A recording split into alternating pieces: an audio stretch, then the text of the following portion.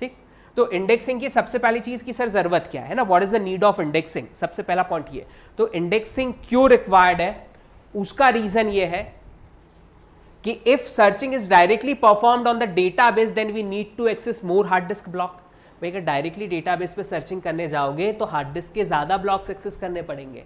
अभी previous example 2500 blocks 2500 blocks access करने पड़े, उस नंबर को कम करना है, उस नंबर को मिनिमाइज करना है, then you need to do the indexing. तो इसलिए हम लोग इंडेक्सिंग करते हैं, ठीक है। अब इंडेक्सिंग करते कैसे, तो for indexing we are creating a index file. तो इंडेक्सिंग परफॉर्म करने के लिए हम लोग एक इंडेक्स फाइल बनाते हैं। इंडेक्स फाइल क्या करता है sir, index file number of index store करता है। तो ये क्या स्टोर करता है, इट स्टोर इंडेक्स। इंडेक्स क्या है, सो इंडेक्स कंसिस्ट 2 फील्ड्स, हर एक इंडेक्स में 2 फील्ड होती है, फर्स्ट की field and second record pointer field. तो इंडेक्सिंग क्यों कर रहे हैं, नंबर ऑफ ब्लॉक्स जो डायरेक्ट सर्चिंग में ज्यादा लग रहे थे उसको मिनिमाइज करने के लिए इंडेक्सिंग का सहारा ले रहे हैं। इंडेक्सिंग क्या होती है, so in that particular we are going to maintain a index file to perform the searching in the database. Index file क्या कंसिस्ट करता है, it consist the number of index, बहुत सारे इंडेक्स स्टोर करके रखता है। एक इंडेक्स के अंदर क्या होता है, तो मिनिमम 2 फील्ड होती है, की फील्ड होती है और second record pointer. Minimum 2 field तो रखनी है, 2 से ज्यादा आप रख सकते हैं according to the need, but minimum 2 तो चाहिए। आई बात समझ में, तो इसलिए 2 फील्ड्स हम लोग को यहाँ पे रखना है, ठीक है। अब कैसे परफॉर्म करना है वो समझते हैं, ध्यान से देखें।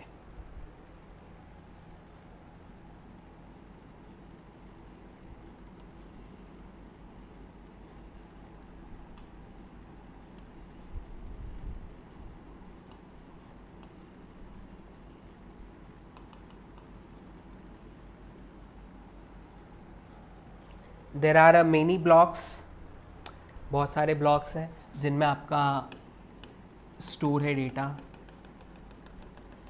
लगा के like suppose to be 2500, previous example ही ले लेते हैं। सो 1 से 2500 2500 ब्लॉक्स में आपका डेटा स्टोर है। एक स्पेसिफिक ब्लॉक के अंदर कितने रिकॉर्ड्स स्टोर है, तो कितने भी 5 रिकॉर्ड स्टोर है मान लीजिए, तो 5 रिकॉर्ड एक ब्लॉक में स्टोर है। इस तरीके से टोटल आपका स्टोरेज है, ठीक है। Now what we are doing, we are going to maintain a index file. हम लोग एक इंडेक्स फाइल बना रहे हैं, इंडेक्स फाइल। इस इंडेक्स फाइल में हमने बहुत सारे इंडेक्स स्टोर किए। अब नंबर ऑफ इंडेक्स कितने स्टोर करने, दैट इज अनदर चैलेंज। तो ये भी अलग अलग वेरी करता है किस टाइप की इंडेक्स फाइल बना रहे हैं। अभी एक जनरल सिंपल सा मान के चलते हैं कि हर एक रिकॉर्ड के लिए अगर मैं इंडेक्स मेंटेन कर रहा हूँ, मतलब ये रिकॉर्ड कहाँ पे स्टोर है, मेरा फर्स्ट रिकॉर्ड, तो उसका इंडेक्स मैंने यहाँ पे मेंटेन किया हुआ है। इंडेक्स कैसे मेंटेन किया है, इसमें 2 फील्ड मैंने स्टोर की। First is the key field, पहले में की आएगी, सेकंड में रिकॉर्ड पॉइंटर आएगा। मान लो कि ये जो डेटाबेस था ये स्टूडेंट का रिकॉर्ड स्टोर कर रहा है, तो मैंने जो की फील्ड ली वो सपोज मैंने रोल नंबर ले लिया, फर्स्ट है ना, रोल नंबर। हर रिकॉर्ड में पहला रोल नंबर होगा, फिर आगे कुछ और डेटा होगा। मैंने यहाँ पे रोल नंबर ले लिया, रोल नंबर 10, तो 10 को ये पॉइंट कर रहा है। सेकंड रिकॉर्ड रोल नंबर 20 का है, तो यहाँ से ये 20 को पॉइंट कर रहा है, 20 को स्टोर कर दिया। थर्ड रोल नंबर 30 का है, ये 30 को पॉइंट कर रहा है, यहाँ पे 30 स्टोर कर दिया, एंड सो ऑन। इसी तरीके से लास्ट वाला जो होगा, जो भी स्टूडेंट होगा उसका जो भी रोल नंबर होगा वो यहाँ कहीं स्टोर है, तो उसका रिकॉर्ड पॉइंटर हमने यहाँ पे स्टोर कर दिया। फ़ायदा क्या हुआ सर इससे, फ़ायदा इससे ये हुआ, हम सर्च कहाँ पे करेंगे। सपोज आपको बोला कि मेरे को किसी स्पेसिफिक स्टूडेंट का रिकॉर्ड पता करना है, आपने बोला ठीक है बहुत अच्छी बात है, किसका पता करना है। तो अब मेरे को क्या चाहिए कि मैंने इंडेक्सिंग किस एट्रीब्यूट के ऊपर की है, तो इंडेक्सिंग मैंने किस एट्रीब्यूट पे की है, की एट्रीब्यूट पे इंडेक्सिंग की है। कौन सा है वो की एट्रीब्यूट, वो एट्रीब्यूट है रोल नंबर। तो अब आपको पूछना पड़ेगा कि किसका रिकॉर्ड चाहिए आपको, तो सामने वाला कहेगा कि I want to find record of student whose roll number is 100 ना। सिलेक्ट क्वेरी लिखते हैं, select star from student where roll number equal to 100, मतलब कि रोल नंबर के हिसाब से सर्चिंग हो रही है। तो आपने यहाँ पे ढूंढा सबसे पहले रोल नंबर 100 कहाँ पे है, रोल नंबर 100 किसी स्पेसिफिक लोकेशन पे होगा, तो वहां तक तो आपने सर्च किया, इससे रिकॉर्ड पॉइंटर मिला, आप डायरेक्टली 100 की लोकेशन पे चलेगा और यहाँ पे जाके आपने डेटा एक्सेस कर लिया। अब आप बोलोगे सर यहाँ पे आपने कौन सा सर्च किया, तो अभी मैं लीनियर सर्च कर रहा हूँ, मान लो लीनियर सर्च किया मैंने, तो again what you are saying that कि सर जब लीनियर सर्च ही करना था तो पहले भी कर रहे थे हम लोग। तो अब इससे फायदा कहाँ हुआ, तो पहले लीनियर सर्च डेटाबेस पे कर रहे थे, ठीक है, अभी लीनियर सर्च इंडेक्स फाइल पे कर रहे हैं। फायदा ये हुआ कि डेटाबेस जो स्टोर है उसको स्टोर करने के लिए बहुत ज़्यादा स्पेस की नीड है। इसका एक रिकॉर्ड कितने बाइट का है बेटा? 100 बाइट का है, ठीक है। ये कितने ब्लॉक्स में स्टोर हुआ? 2500 ब्लॉक्स के अंदर जाके स्टोर हुआ, ठीक है। अब मान लो कि मैं यहाँ पे बोल रहा हूँ कि की जो है मेरी वो 10 बाइट की है और रिकॉर्ड पॉइंटर जो है मेरा 15 बाइट का है, तो एक इंडेक्स कितने बाइट का हुआ? 15 बाइट का। तो 15 बाइट का एक इंडेक्स है, ऐसे मैंने 2500 इंडेक्स भी स्टोर किए, तो 2500 मल्टीप्लाई बाई 15 बाइट। तो ये जो साइज है ये इस डेटाबेस की साइज से बहुत छोटी है। तो डेटाबेस बहुत बड़ा है, क्यों? क्योंकि उसने एक रिकॉर्ड 100 बाइट का स्टोर किया और ऐसे 2500 स्टोर किए हुए। सो व्हाट वी कैन से कि ये तो बहुत बड़ी चीज़ है ना, ये बहुत बड़ा वैल्यू है। अब हम लोग क्या कह रहे हैं कि ये वैल्यू जो है, इस वैल्यू को हमने इधर कम कैसे किया? हालांकि 2500 भी से भी ज़्यादा लगेंगे, क्योंकि अगर एक ब्लॉक में 5 रिकॉर्ड स्टोर है तो 2500 मल्टीप्लाई बाई 5 है ना, उतने लगेंगे, तो वो वैल्यू और बड़ी आएगी आपकी।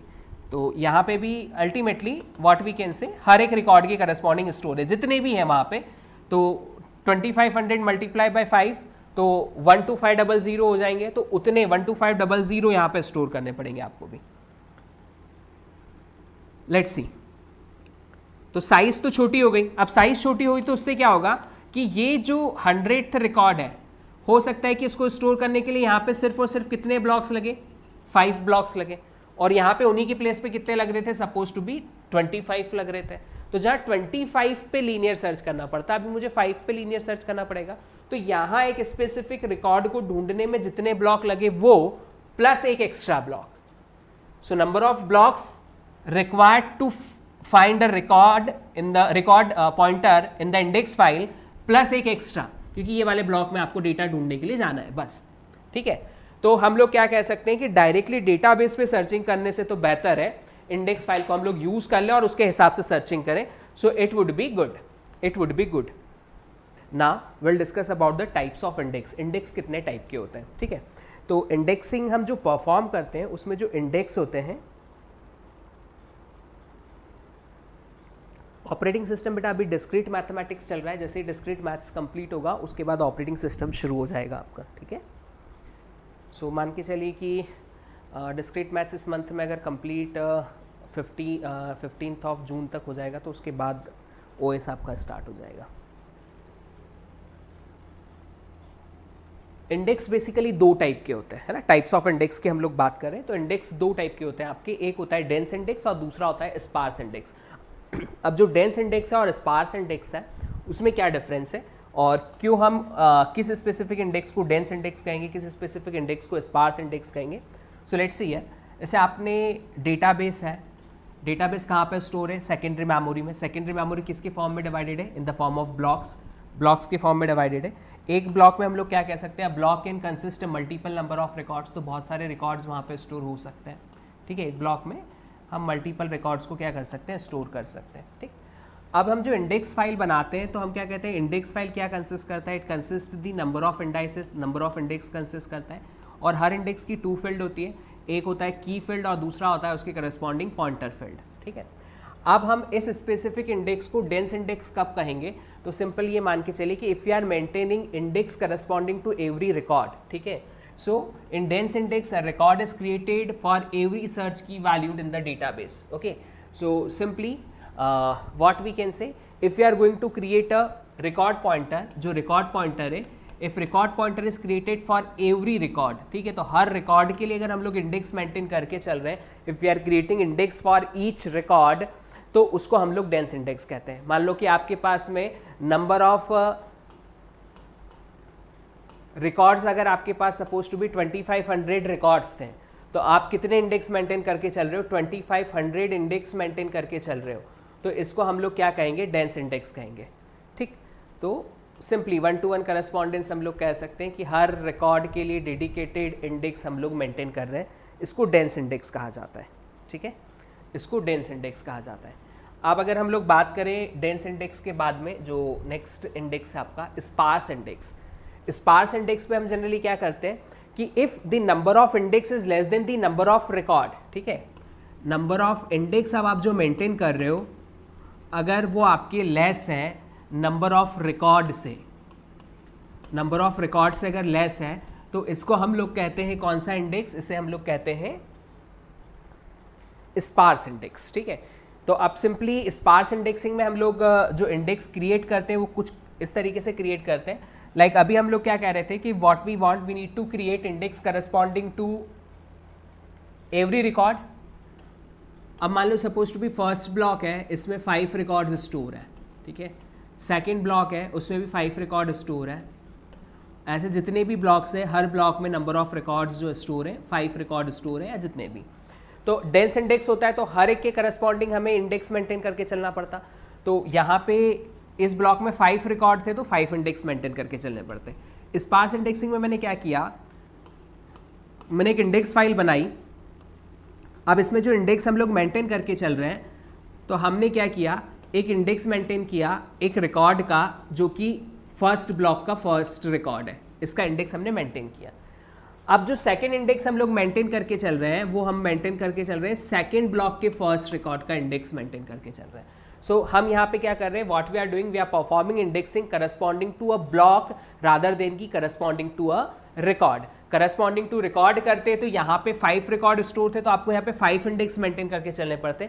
अभी आपने एक ब्लॉक के लिए एक इंडेक्स पॉइंटर लिया हुआ है, तो एक ब्लॉक का एक इंडेक्स लिया तो हम कह सकते हैं कि जो इंडेक्स फाइल है हमारी, इसकी साइज क्या हो गई, रिड्यूस हो गई।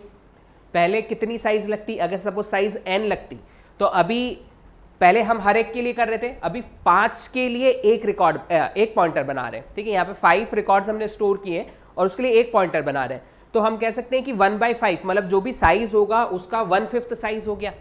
तो व्हाट वी कैन से, अगर हम लोग स्पार्स इंडेक्सिंग यूज करते हैं तो जो इंडेक्स टेबल है उसका साइज क्या हो जाता है, रिड्यूस हो जाता है। तो डेंस टेबल में हम हर एक रिकॉर्ड का इंडेक्स मेंटेन करके चल रहे थे, because of that the size of index file is going to increase. So what we want to reduce the size of index file. हमें index file की साइज को reduce करना था, हमने sparse indexing यूज किया। अब sparse indexing जब use किया तो हमने क्या किया, corresponding to a block, एक ब्लॉक के corresponding इंडेक्स मेंटेन किया। अब पॉइंट ये है कि चलिए यहाँ पे 10 स्टोर था, यहाँ सपोज 20 था, यहाँ 30 था, यहाँ 40 था, यहाँ 50 था, ठीक है, यहाँ पे 100 था। तो अगर मुझे 10 का डेटा सर्च करना है तो कोई दिक्कत नहीं, 10 के करस्पॉन्डिंग पॉइंटर मिला आपको, आप 10 वाली लोकेशन पे चलेगा, आपने डेटा एक्सेस कर लिया। Suppose to be you want to access data of a student whose roll number is 50, जिसका रोल नंबर 50 था उसका डेटा एक्सेस करना है तो कैसे करेंगे। तो इंडेक्स फाइल में हम लोग देखते हैं कि यहाँ पे क्या स्टोर है 10 और यहाँ पे क्या स्टोर है 100। इसका मतलब है कि 10 से लगा के 100 के पहले तक, मतलब 10 से लगा के 99 तक अगर कोई स्टूडेंट है तो उनके रिकॉर्ड्स आपको किस पॉइंटर के थ्रू एक्सेस होंगे, इस पॉइंटर के थ्रू। तो आप क्या करोगे, 10 वाले पॉइंटर के थ्रू इस ब्लॉक पे चले जाओगे और फिर आपको इनसाइड द ब्लॉक सर्चिंग करनी पड़ेगी। ठीक है, तो अब हम लोग डायरेक्टली उस स्पेसिफिक, देखिए डेंस इंडेक्स का फायदा ये था कि आप डायरेक्टली स्पेसिफिक लोकेशन पे पहुंच जाते और वहां पे जाके डायरेक्ट आपको रिकॉर्ड एक्सेस करना पड़ता। यहां हम डायरेक्ट स्पेसिफिक लोकेशन पे नहीं पहुंच रहे, बट हम उस ब्लॉक पे जरूर पहुंच जा रहे हैं। मतलब आपको बोला कि रिकॉर्ड नंबर 50 वाला जो रिकॉर्ड है वो मुझे एक्सेस करना है, तो आप डायरेक्टली 50 वाली लोकेशन पे नहीं पहुंच रहे, लेकिन 50 वाला जिस ब्लॉक में उसमें हम चले गए, तो आप यहां से उस ब्लॉक पे चले गए, फिर इनसाइड द ब्लॉक आप लोग सर्चिंग कर लीजिए।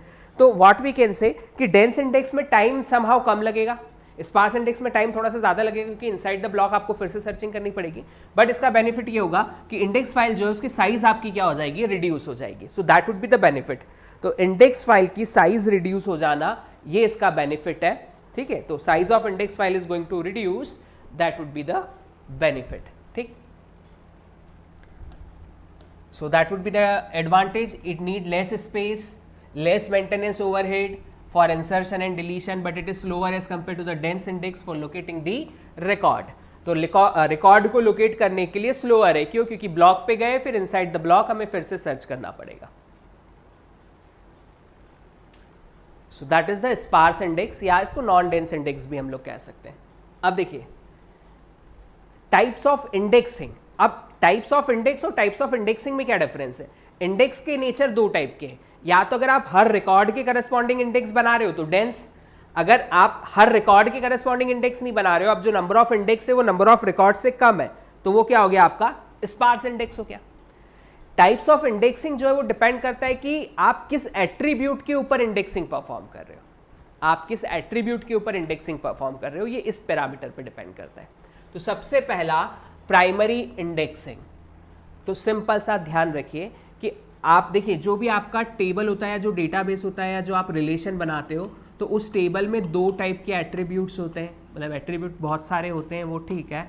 दो टाइप कैसे क्लासीफाई किया, या तो जो एट्रीब्यूट होगा आपका वो की एट्रीब्यूट होगा, या फिर जो एट्रीब्यूट होगा आपका वो कौन सा एट्रीब्यूट होगा, नॉन की एट्रीब्यूट होगा, है ना। या तो वो टेबल की होगी या टेबल की नहीं होगी। इस तरीके से हम दो तरीके से क्लासीफाई कर सकते हैं, या तो एट्रीब्यूट की एट्रीब्यूट होगा या नॉन की एट्रीब्यूट होगा, ठीक है।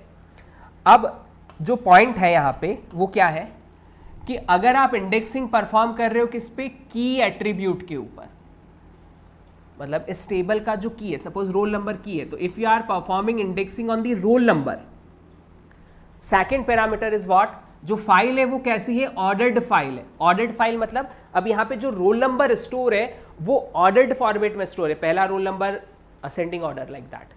ऐसा रैंडम ऑर्डर नहीं है कि पहले 101 आ गया, फिर 10 आ गया, फिर 100 आ गया, फिर 11 आ गया, फिर 70 आ गया। रैंडम ऑर्डर नहीं है। जो स्टूडेंट का रोल नंबर स्मॉलर है, जो छोटा है, मतलब रोल नंबर 10 है तो वो पहले आएगा, 11 बाद में है तो फिर 20 बाद में, 40 बाद में, लाइक दैट। शॉर्टेड सीक्वेंस में हमारा डेटा स्टोर है।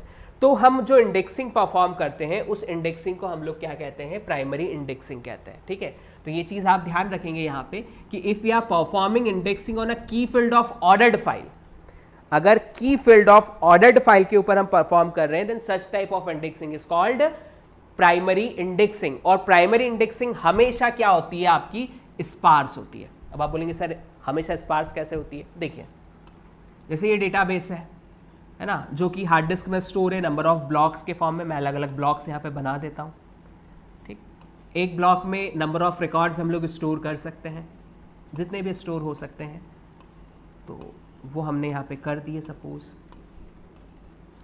अब देखिए यहाँ फर्स्ट रोल नंबर के हिसाब से सपोज मैं स्टोर कर रहा हूँ, और मेरे को बोला है कि जो फाइल है ऑर्डर्ड फाइल है according to the roll number, तो की फील्ड के ऊपर ऑर्डरिंग कर देता है। तो 10, 20, 30, 40, 50, 60, 70, 80, 90, 100, 110, 120, 130, 140, 150। तो ये ऑर्डर्ड फॉर्मेट में मैंने डेटा स्टोर कर दिया। मतलब 10 का मतलब है कि रोल नंबर 10 की पूरी इन्फॉर्मेशन इस पर्टिकुलर रो में, इस पर्टिकुलर रिकॉर्ड पे स्टोर है, इस पर्टिकुलर लोकेशन पे स्टोर है। अब देखिए आपको जब इंडेक्स फाइल बनानी है ना, तो आपको रोल नंबर 10 लेना है, उसका रिकॉर्ड पॉइंटर यहाँ छोड़ दिया। फिर एक आपको रोल नंबर 60 लेना है, उसका रिकॉर्ड पॉइंटर आपने यहाँ पे पुट कर दिया। और फिर आपने एक रोल नंबर 110 लिया, उसका रिकॉर्ड पॉइंटर आपने यहाँ पुट कर दिया। अगर मैं डेंस इंडेक्स करता तो मुझे कितने 15 इंडेक्स मेंटेन करने पड़ते। At the place of that मैंने स्पार्स इंडेक्सिंग की तो मुझे सिर्फ और सिर्फ 3 इंडेक्स मेंटेन करने पड़े। तो व्हाट वी कैन से कि इंडेक्स फाइल की साइज हमारी बहुत छोटी हो गई, 1/5 हो गया है ना। पहले हमको कितना करना पड़ता, 15 मेंटेन करना पड़ता, अभी कितना करना पड़ रहा है, तो अभी सिर्फ और सिर्फ हम लोग को मेंटेन करना पड़ रहा है 3। क्लियर है। अब ये हमेशा स्पार्स क्यों बोल रहे हैं हम, देखिए डेटा अगर रैंडम ऑर्डर होता ना, you should remember one point, if your data is random order तो आप स्पार्स इंडेक्सिंग नहीं कर सकते, फिर आपको डेंस करनी पड़ेगी। ये डेटा शॉर्टेड ऑर्डर में ना, इससे क्लियरली समझ में आ रहा है कि यहाँ 10 है और यहाँ 60 है।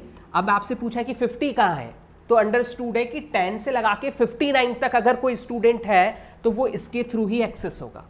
60 से लगा के 109 तक अगर कोई है तो वो इसके थ्रू एक्सेस होगा, और 1010 या उससे कोई बड़ा है तो इसके थ्रू एक्सेस होगा। आई बात समझ में। बट अगर मैं रैंडम ऑर्डर स्टोर कर देता तो क्या होता, मान लो रोल नंबर 10 यहाँ पे, 50 इधर है, 60 इधर है, 70 इधर है, तो फिर आप ये स्पार्स इंडेक्सिंग के थ्रू एग्जैक्ट लोकेशन या एग्जैक्ट ब्लॉक पे जा ही नहीं सकते, एग्जैक्ट ब्लॉक एक्सेस आप कर ही नहीं सकते, ठीक है। तो इसलिए हम लोग क्या कहते हैं कि जब भी हम प्राइमरी इंडेक्सिंग परफॉर्म कर रहे हैं, मतलब कि इंडेक्सिंग किस पे परफॉर्म हो रही है, प्राइमरी की ऑफ टेबल पे परफॉर्म हो रही है। सेकेंड पॉइंट, वो ऑर्डर्ड फाइल के ऊपर परफॉर्म होगी। अगर अनऑर्डर्ड होगा तो वो प्राइमरी इंडेक्सिंग नहीं कहेंगे। प्राइमरी इंडेक्सिंग कब कहेंगे, जब प्राइमरी की के ऊपर परफॉर्म हो रहा है प्लस ऑर्डर्ड फाइल पे परफॉर्म हो रहा है। और primary index is always sparse, ये ध्यान रखना है आप लोग को। नाउ अब अगर हम लोग बात करें सेकेंडरी इंडेक्स के, या कब इंडेक्स को हम लोग सेकेंडरी इंडेक्स कहते हैं ना, when we can say that index is secondary index. So if you are performing indexing on a key field, या तो आप की फील्ड पे परफॉर्म कर रहे हो या नॉन की फील्ड पे परफॉर्म कर रहे हो, बट कंडीशन क्या है, फाइल जो है वो कैसी है, अनऑर्डर्ड है। So if your file is unordered तो चाहे की पे परफॉर्म करो चाहे नॉन की पे परफॉर्म करो, वो आपकी कौन सी इंडेक्सिंग होगी, सेकेंडरी इंडेक्सिंग होगी, ठीक है। ये चीज ध्यान रखेंगे। अब देखिए यहाँ पे हम उसका फर्स्ट केस लेके चलते हैं कि अगर अनऑर्डर्ड फाइल है और की फील्ड के ऊपर परफॉर्म कर रहे हैं, देन व्हाट विल हैपन। सो ये अनऑर्डर्ड फाइल है और की फील्ड पे कैसे परफॉर्म हो रहा है, ये रोल नंबर है, तो ये सारे डिस्टिंक्ट है, बट यहाँ 8 है, यहाँ 5 है, यहाँ 2 है, 3 है, 6 है, 7 है, 1 है, 4 है, अलग अलग लोकेशंस पे। तो हमें क्या करना पड़ेगा, रोल नंबर 1 के लिए एक रिकॉर्ड पॉइंटर मेंटेन करना पड़ेगा, 2 के लिए भी रिकॉर्ड पॉइंटर मेंटेन कर रहे हैं, 3 के लिए भी, 4 के लिए भी, सभी के लिए। तो what we can say such type of indexing is dense indexing. You should remember one point here, secondary indexing sparse भी हो सकती है, डेंस भी हो सकती है। It may be sparse, it may be dense. अब आपसे क्वेश्चन पूछा जा सकता है कि डेंस कब होगी। डेंस कब होगी, जब आप की फील्ड पे परफॉर्म कर रहे हो अनऑर्डर्ड फाइल की, तो क्या होगा, डेंस। की फील्ड अनऑर्डर्ड फाइल, डेंस। अगर परफॉर्म करेंगे नॉन की फील्ड पे अनऑर्डर्ड फाइल की, तो स्पार्स। अभी अगला एग्जांपल हम उसका भी देखेंगे, ठीक है। तो ये डेंस इंडेक्सिंग हुआ। अब स्पार्स कैसे, देखिए यहां हमने क्या किया, suppose to be non key field, मतलब मैंने माना date of birth, date of birth के ऊपर इंडेक्सिंग परफॉर्म कर रहे हैं। अब सेम डेट ऑफ बर्थ बहुत सारे बच्चों की हो सकती है, बिल्कुल। देखिए यहाँ पे इसका डेट ऑफ बर्थ 1 है, इसका डेट ऑफ बर्थ 1 है, यहाँ पे भी कोई स्टूडेंट है उसका डेट ऑफ बर्थ 1 है, यहाँ कोई स्टूडेंट है उसका भी डेट ऑफ बर्थ 1 है। तो 1 डेट ऑफ बर्थ के बहुत सारे बच्चे हैं जिनका रिकॉर्ड यहाँ पे स्टोर होगा उसके करस्पॉन्डिंग, ठीक है। हमने क्या किया, ये हमारी इंडेक्स फाइल है। अब इंडेक्स फाइल में डेट ऑफ बर्थ 1 ये लिखा। अब इसका जो रिकॉर्ड पॉइंटर है वो डायरेक्टली किसी रिकॉर्ड को पॉइंट नहीं कर रहा, it point to a block. ये एक ब्लॉक को पॉइंट कर रहा है जो कि क्या होल्ड कर रहे हैं, जो कि होल्ड कर रहे हैं address of records.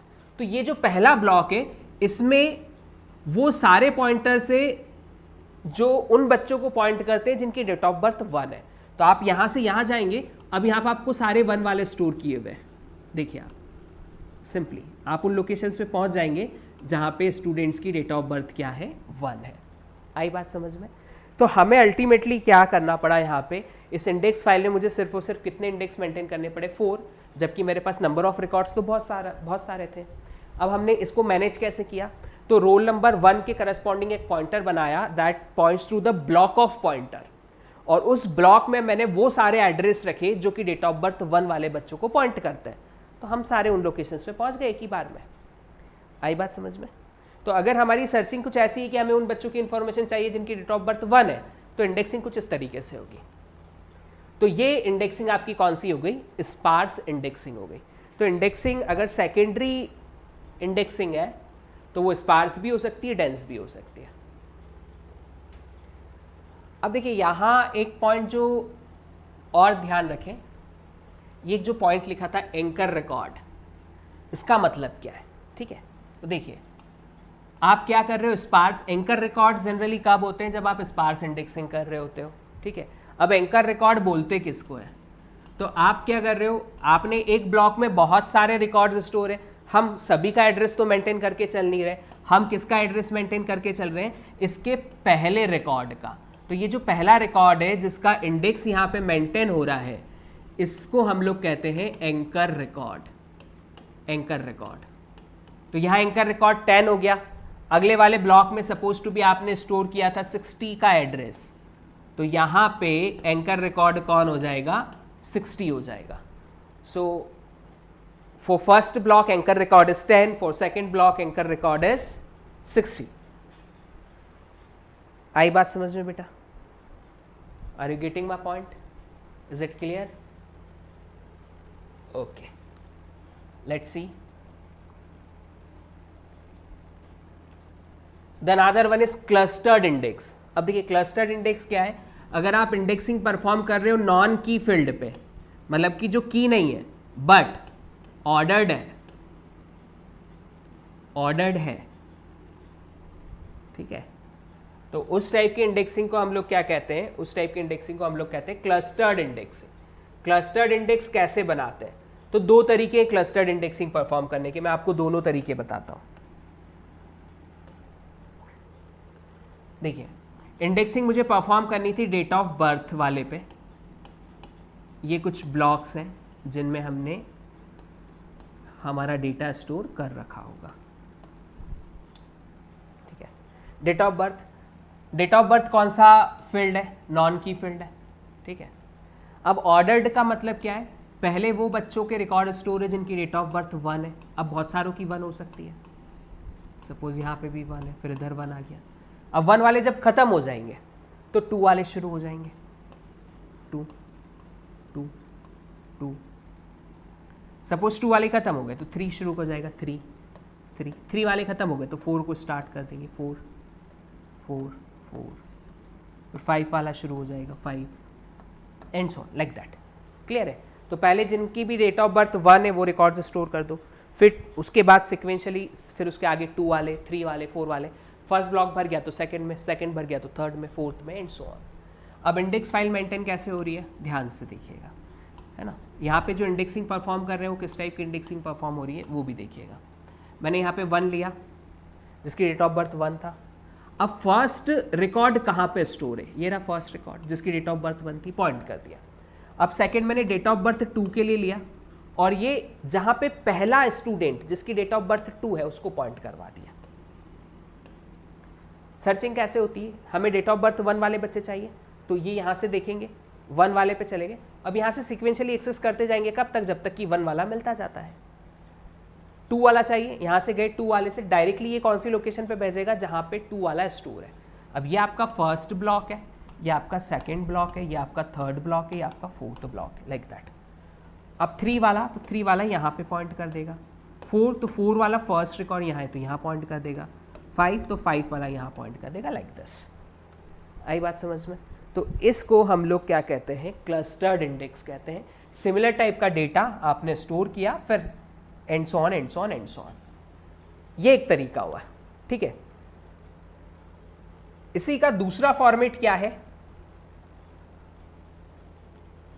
Rather than doing this हम लोग क्या करते हैं,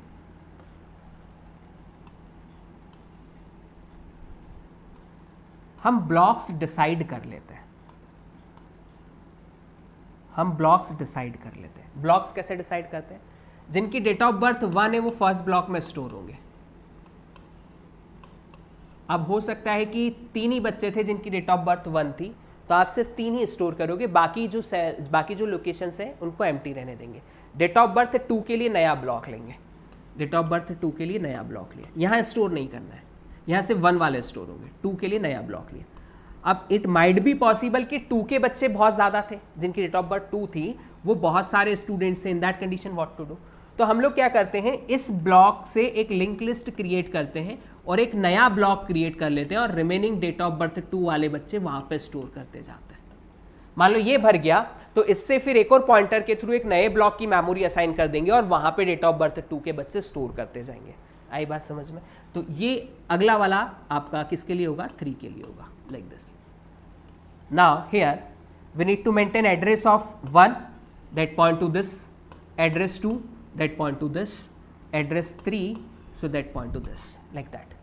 अब आपको वो बच्चे चाहिए जिनकी डेट ऑफ बर्थ 1 थी, आप सीधे फर्स्ट यहाँ पे पहुंचे, यहाँ सारे डेट ऑफ बर्थ 1 मिल जाएंगे।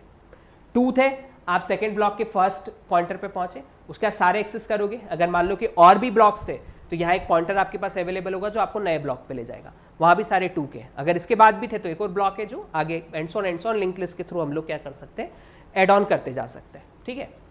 अब यहाँ बेनिफिट और वहाँ पे बेनिफिट क्या है, तो देखा जाए तो यहाँ कहीं ना कहीं हम लोग कह सकते हैं समहाउ कि स्पेस का वेस्टेज हो रहा है।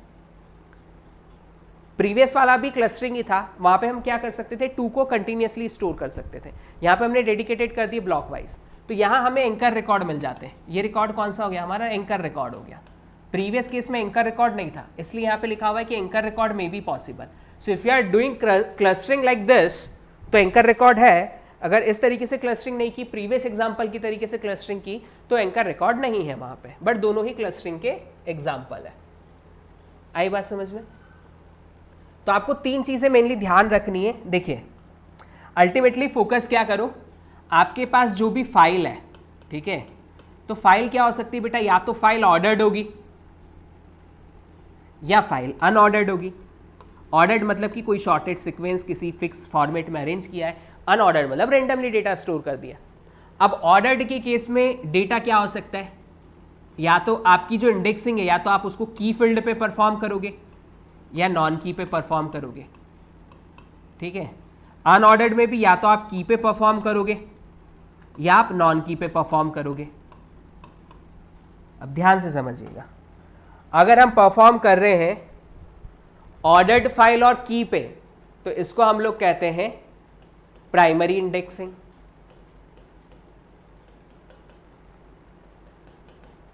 और अगर प्राइमरी इंडेक्सिंग है तो ये होती कैसी है, डेंस होती है, ठीक है। ऑर्डर्ड है और नॉन की पे परफॉर्म कर रहे हैं तो ये होता है आपका क्लस्टर इंडेक्सिंग, क्लस्टर्ड इंडेक्स। और ये होते कैसे हैं, स्पार्स होते हैं। अनऑर्डर्ड फाइल है, अब चाहे की पे करो चाहे नॉन की पे करो, दोनों ही आपकी कौन से इंडेक्स है, सेकेंडरी इंडेक्स। दोनों ही कौन से हैं, सेकेंडरी इंडेक्स, ठीक है। ये भी आपका सेकेंडरी इंडेक्स है, ये भी आपका सेकेंडरी इंडेक्स है।